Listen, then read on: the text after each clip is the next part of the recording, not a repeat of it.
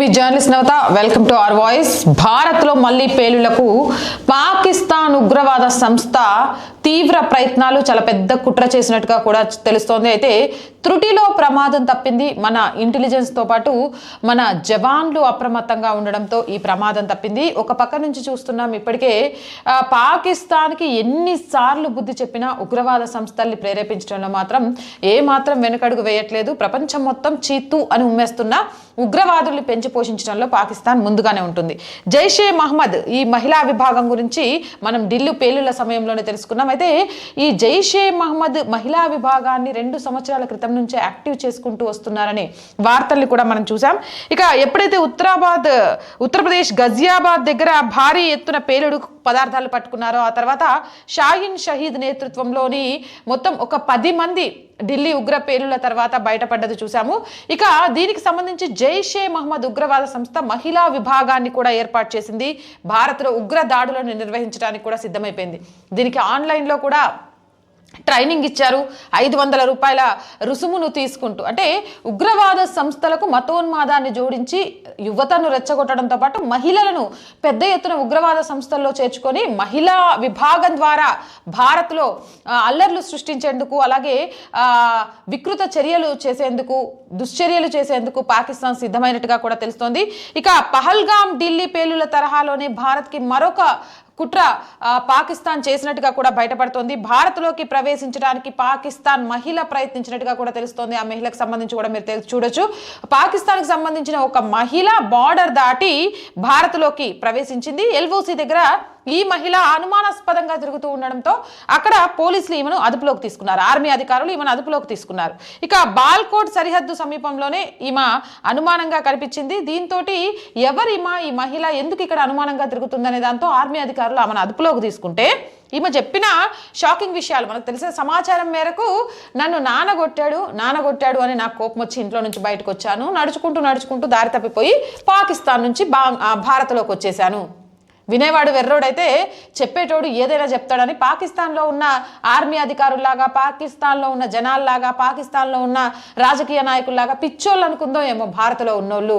భారత్లో అమ్మా నీ పాకిస్తాన్లో ఉండేలాంటి వాళ్ళు కాదు, కాకమ్మ కబుర్లు చెప్పగానే పడిపోరు. మరీ నువ్వు పిల్ల చేష్టలతో ఉగ్రవాద శిక్షణ తీసుకొని వస్తే నా ఆర్మీ అధికారులు నీకన్నా చాలా పవర్ఫుల్, తొక్కదీసి నారదీయగలరు అని ఈమె చెప్పిన కాకమ్మ కబురు నేపథ్యంలోనే అనుమానం వచ్చి ఈమెను ఎంక్వైరీ చేసిన నేపథ్యంలో వాస్తవాలు బయటపడ్డాయి. ఇక ఈమె జైషే మహమ్మద్ ఏదైతే మహిళా విభాగాన్ని స్థాపించిందో జమాత్ ఉల్ మెమినాత్ పేరుతోటి ఆ ఉగ్రవాద సంస్థలో శిక్షణ పొందినట్టుగా కూడా సమాచారం అయితే అందుతుంది. అసలు ఈమె ఎందుకు వచ్చింది, కారణాలు ఏంటి, ఇవన్నీ కూడా తెలుసుకునే క్రమంలో అయితే అక్కడ అధికారులు ఉన్నారు. ఢిల్లీ బ్లాస్ట్, పహల్గామా వీటిల్లో కూడా ఇక్కడికి వచ్చిన ఉగ్రవాదుల్ని సహాయం చేయడంలో కూడా మహిళలు చాలా యాక్టివ్గా పనిచేశారు. వీళ్ళంతా కూడా జమాత్ ఉల్ మెమినాత్ ఉగ్రవాద శిక్షణ తీసుకున్న మహిళలే అని కొంత అనుమానాలు కూడా వ్యక్తమవుతున్నాయి. ఒక పక్క నుంచి ఆపరేషన్ అకార్ అని, ఆపరేషన్ శివ అని, ఆపరేషన్ సింధూర్ అని ఎన్ని రకాలుగా పాకిస్తాన్లోని ఉగ్రవాద సంస్థలకు బుద్ధి చెప్తున్నప్పటికీ కూడా భారత్ మీద విషం చిమ్మడం మాత్రం తగ్గట్లేదు. తినడానికి గోధుమ పిండి లేదు కానీ భారతదేశాన్ని తగలబెట్టడానికి కొన్ని కోట్ల రూపాయలు ఖర్చు చేయడానికైనా ఉగ్రవాదులకు సిద్ధంగా పాకిస్తాన్ ఉందంటే పాకిస్తాన్ వంకర బుద్ధి ఏంటి, పాకిస్తాన్ నీచపు బుద్ధి ఏంటి అనేది అర్థం చేసుకోవచ్చు. అయితే అసలు వీళ్ళు ఎందుకు ఇక్కడ మళ్ళీ బ్లాస్ట్ చేయాలనుకున్నారు? ఈ బ్లాస్ట్ ఇప్పటికే పాకిస్తాన్ని ప్రపంచవ్యాప్తంగా కూడా చాలా ఘోరంగా నీచంగా మాట్లాడుతున్నారు. ఈ తరుణంలో మళ్ళీ భారత్లో ఏదైనా బ్లాస్ట్ జరిగితే పాకిస్తాన్కి అది పెను ప్రమాదంగా మారుతుంది. అయినా కూడా ఈ బ్లాస్ట్ ఎందుకు చేయాలనుకుంది ఈ మహిళ ఉగ్రవాద సంస్థలను ఉపయోగించి అంటే, దీనికి సంబంధించి ఇక మనందరికీ తెలిసిందేగా బంగ్లాదేశ్లో మళ్ళీ హిందువుల మీద దమనకాండం మొదలైంది. దీపు చంద్రదాస్ అనే అతన్ని చెట్టుకు కట్టేసి మరీ తగలబెట్టేశారు. చూస్తున్నాం అక్కడ హిందువుల మీద జరుగుతున్న దాష్టికం నిప్పంటించారు. కారణం ఏంటి అంటే, షేక్ హసీనాకు మేము ఇక్కడ ఉరిశిక్ష చేసాం, అలాంటి షేక్ హసీనాను మీ దగ్గర పెట్టుకున్నారంటూ ఏదో కళ్ళబొల్లి బురద పూసే ప్రయత్నాలను చేస్తూ పగ తీర్చుకోవడానికి హిందువుల మీద అనేది జరుగుతూనే ఉంది. మరో పక్క నుంచి పాకిస్తాన్లో షహీద్ అనే ఉగ్రవాది, మీకు గుర్తుందో లేదో, ఆయన వెళ్తుండగా 4 బండి మీద వచ్చి కాల్చేశారు. ఆయన ఇప్పుడు చావు బ్రతుకుల మధ్య, ఆ తర్వాత చచ్చిపోయినట్టున్నాడు. ఇవన్నీ కూడా అంటే ఎవరో చంపేసినా కూడా దాన్ని తీసుకొచ్చి భారత్ మీద వేసే ముద్ర వేసే ప్రయత్నం చేసిండ్రు. ఇప్పుడు బంగ్లాదేశ్లో జరుగుతున్న అల్లకల్లోలాలు అయితే భారత ఏమంటారు ఆఫీస్ మీద కూడా బంగ్లాదేశీలు దాడి చేయడం, వీటన్నిటి నేపథ్యంలో భారతదేశంలోకి ఇలా పంపించి కామ్గా ఒక బ్లాస్ చేసేసి తీరని నష్టం చేసి భారత్లోని ప్రభుత్వాన్ని ప్రపంచ దేశాల ముందు అయ్యో భారత ప్రజలను సురక్షితంగా చూసుకోలేకపోయిందనే నిందను వేయడంతో పాటు ఈ ఆరోపణని బంగ్లాదేశ్ మీదకి తోసేసి, ఎందుకు అనంటే బంగ్లాదేశ్లో హిందువుల మీద దారుణాలు జరుగుతున్నాయి, బంగ్లాదేశ్ సంబంధించి షేక్ హసీనాను అక్కడికి అప్పగించాలి, ఉరిశిక్ష పడ్డామని పట్టుకొని వీళ్ళు ఈమె దగ్గర పెట్టుకున్నారు, బంగ్లాదేశ్కి కోపం రావడానికి కారణమవుతున్నారు, అందుకే బంగ్లాదేశీయులు భారత్లో కుట్ర పన్నారు అనే విధంగా బంగ్లాదేశ్ మీదకి నెపాన్ని నెట్టేయచ్చు. 1 shot 2 birds లాగా అటు బంగ్లాదేశ్తో పాటు ఇటు భారత్ మీద కూడా కక్ష సాధించవచ్చు అనే ఒక కుట్రపూరిత ఆలోచన నేపథ్యంలోనే జమాత్ ఉల్ మొమినాత్కి సంబంధించిన శిక్షణ పొందిన ఆ మహిళకు సంబంధించి భారత్లోకి ప్రవేశించినట్టుగా కూడా అనుమానిస్తున్నారు. ఆమె పేరు షెహనాజ్ అఖ్తర్, ఈమె పిఓకేకి చెందినట్టుగా కూడా తెలుస్తోంది. ఈ లేడీ టెర్రరిస్ట్ పేరు షెహనాజ్ అఖ్తర్. షెహనాజ్ అఖ్తర్కి సంబంధించి కాకమ్మ కబుర్లు చెబుతూ పిఓక దగ్గర కనిపించడంతో బాల్కట్ దగ్గర ఈమెను అదుపులోకి తీసుకొని విచారిస్తున్నారు. విచారణలో అసలు ఈమె రావడానికి కారణాలు, ఇక్కడ ఇంకెవరిని కలవనుంది, ఇలాంటివి అనేకం వెలుగులోకి రానున్నాయి. అయితే పాకిస్తాన్ సపోర్ట్ ఉద్యమంలో బంగ్లాదేశ్లో జరుగుతున్న నేపథ్యంలో ఇది మహమ్మద్, అలాగే షబాద్ షరీఫ్, అసీర్ మునీర్ వీళ్ళంతా కూడా ఈ కుట్రలో భాగమై ఉంటారు అని కూడా అనుమానాలు వ్యక్తమవుతున్నాయి. ఏదేమైనా భారతదేశంలో ఒక ఉగ్రదాడి చేయడానికి అంటే ఢిల్లీ బాంబ్ బ్లాస్ట్ తరహాలో, అలాగే పహల్గామ్ ఉగ్రదాడి తరహాలో మళ్ళీ ఇంకొక దాడిని చేసి దాన్ని బంగ్లాదేశ్ ఖాతాలో వేసి తన కక్ష తీర్చుకోవాలి లేదా పైశాచిక ఆనందం పొందాలని పాకిస్తాన్ ప్రయత్నం చేసింది. కానీ salute to our jawans and army officers, ఒక్కళ్ళు కాదు, నావీ కానీ ఆర్మీ కానీ జవాన్లు కానీ అసలు ఎక్కడికక్కడ ఆర్మీ అధికారులకు ఈ విషయంలో మనం అంతా రుణపడి ఉండాలి.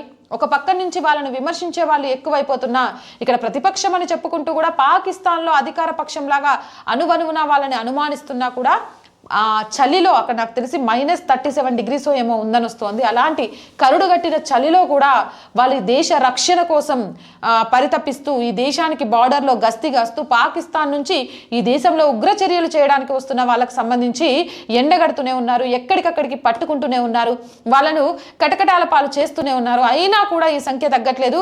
అయితే జైషే మహమ్మద్ సంస్థ ఏదైతే మనం ఆపరేషన్ సింధూర్ చేశామో, జైషే మహమ్మద్కి అగ్రనాయకుడికి సంబంధించిన కుటుంబం చాలా పెద్ద ఎత్తున, ఆ ఉగ్రవాద కుటుంబం చాలా పెద్ద ఎత్తున కోల్పోయింది. ఈ నేపథ్యంలోనే భారత్ మీద చాలా కసిగా ఉన్నట్టు, ఖచ్చితంగా భారత్ మీద ప్రతీకారం తీర్చుకోవడానికి కుట్రలు పన్నుతున్నట్టుగా కూడా తెలుస్తుంది. అయితే ఈసారి దానికోసం మహిళలను ప్రత్యేకంగా ఎంచుకున్నట్టు కూడా సమాచారం. జమాత్ ఉల్ మొమినాత్ పేరుతో శిక్షణ ఇస్తున్నారు. ఈ శిక్షణ తీసుకోవాలంటే 500 రూపాయలు ఆన్లైన్లో చెల్లించడం ద్వారా దీనికి సంబంధించిన శిక్షణ ఇస్తున్నారనే విషయాలు కూడా వెలుగులోకి వచ్చాయి.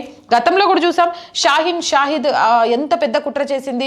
ఒక మెడికల్ కాలేజ్ అడ్డాగా 10 మంది కలిసి ఏం చేయాలి అనుకున్నారు. ఈ కాలేజీలో వైట్ కాలర్ టెర్రరిజం అంటే ఎలా ఉండబోతుంది.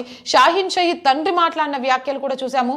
అంటే మొత్తం కూడా ఉన్మాదంతో నిండిపోయిన మనస్తత్వాలకు వీళ్ళకు నింపేసి ఆ రకమైన శిక్షణ ఇచ్చి భారత్లో వాళ్ళకు వాళ్ళు తగలబెట్టుకొని జనాలు చంపడం కానీ, లేకపోతే ఇంకో రకంగా కానీ విధ్వంసాలను సృష్టించేందుకు, బ్లాస్ట్లు చేసేందుకు భారీ ఎత్తున కుట్రలు పన్నుతున్నట్టుగా కూడా చూసాం. గతంలో కూడా చూసాము, హైదరాబాద్కి చెందిన ఒక వ్యక్తి ప్రసాదాలలో విషం కలిపే రైజిన్ అనే విష పదార్థాన్ని తయారు చేయడానికి హిందూ ఆలయాలను, హిందూ ప్రసాదాలే టార్గెట్ చేసిన వైనాన్ని చూసాం.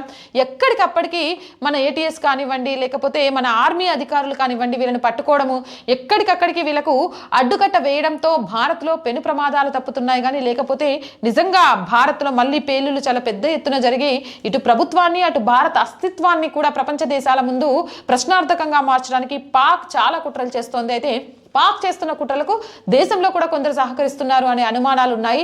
ఆ నేపథ్యంలో కూడా కొంత అధికారులు దీనికి సంబంధించి సెర్చ్ ఆపరేషన్స్ చేస్తున్నట్టుగా కూడా తెలుస్తోంది. అయితే ఈ షెహనాజ్ అఖ్తర్ ఏ ఆలోచనతో ఇక్కడికి అడుగుపెట్టింది, షెహనాజ్ అఖ్తర్ని పంపించింది చాలా క్లియర్ కట్గా ఇక్కడైతే మనకు అందుతున్న సమాచారం ప్రకారం జైషే మహమ్మద్కి సంబంధించిన వాళ్ళు అని తెలుస్తోంది. మరి వాళ్ళేనా, వాళ్ళకి సంబంధించిన మహిళా విభాగమేనా, ఆ కుట్ర ఎలా ఉండబోతోంది, అక్కడే ఎందుకు అటు ఇటు తిరిగింది, కారణం ఏంటి, చాలా క్లియర్ కట్గా ఆమె ఏ ఆలోచనతో అడుగు పెట్టింది, వీటన్నిటిని కూడా ఎంక్వైరీ చేస్తున్నట్టుగా తెలుస్తోంది. ఏదేమైనా భారత్కి త్రుటిలో పెను ప్రమాదం తప్పింది అని చెప్పొచ్చు.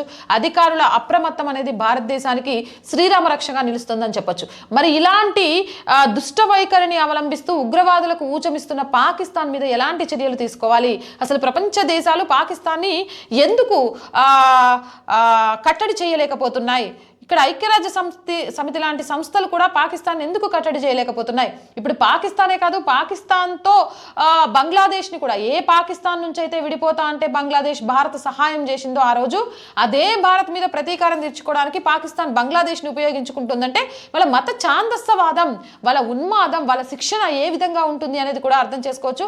ఏదేమైనా కానీ మీ చుట్టుపక్కల ఎవరైనా అనుమానితంగా కనిపిస్తే మాత్రం వెంటనే పోలీసులకు సమాచారాన్ని అందించండి.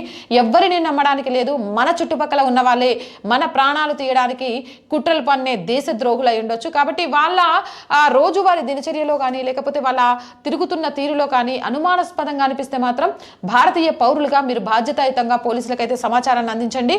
మోర్ వీడియోస్ కోసం ఆర్ వాయిస్ ఛానల్ వెంటనే సబ్స్క్రైబ్ చేయండి.